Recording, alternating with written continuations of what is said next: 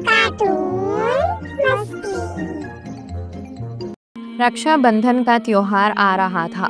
गांव की गलियां रंग बिरंगी राखियों और मिठाइयों की खुशबू से महक रही थी। हर बहन अपने भाई के लिए कुछ खास बना रही थी और हर भाई अपनी बहन की मुस्कान के लिए कुछ न कुछ खरीदने की सोच रहा था। लेकिन एक घर ऐसा भी था जहां रक्षाबंधन की तैयारी उतनी आसान नहीं थी। यह कहानी है प्रकाश और उसकी छोटी बहन राधा की।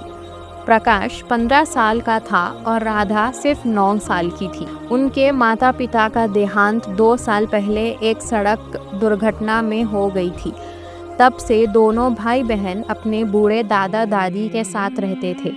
परिवार में आमदनी का कोई जरिया नहीं था। दादी मंदिर के सामने फूलों की माला बेचती और दादा पेंशन का इंतजार करते। राधा हर साल अपने भाई को राखी बांधती थी, खुद अपने हाथों से कच्चे धागे और मोती से बनाकर।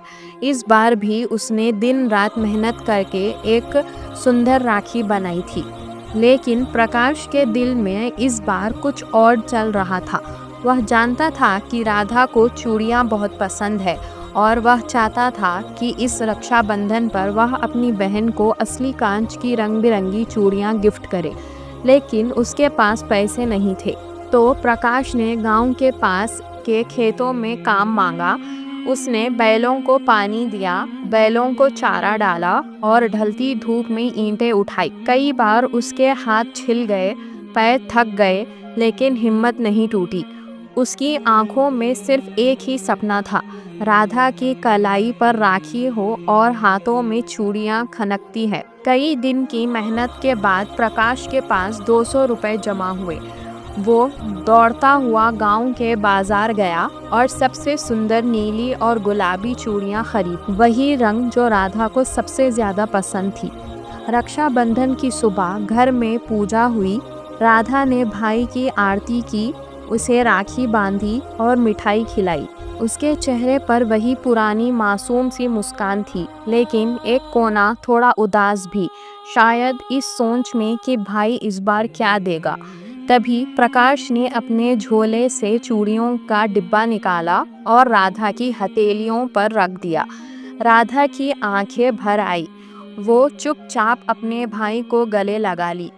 वो कोई बड़ा तोहफा नहीं था, लेकिन उस तोहफे में भाई की मेहनत, इरादा और प्यार लिपटा हुआ था। दादी दूर से देख रही थी और दादा बस मुस्कुरा कर बोले, आज फिर राखी ने साबित कर दिया कि खून के रिश्ते बड़ा होता है कर्तव्य का रिश्ता।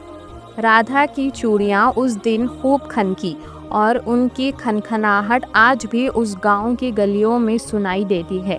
क्योंकि रक्षाबंधन सिर्फ एक त्योहार नहीं, एक वचन है, एक वादा कि चाहे जैसे भी हालात हो, भाई हमेशा बहन की रक्षा करेगा और बहन हमेशा उसके साथ खड़ी रहेगी।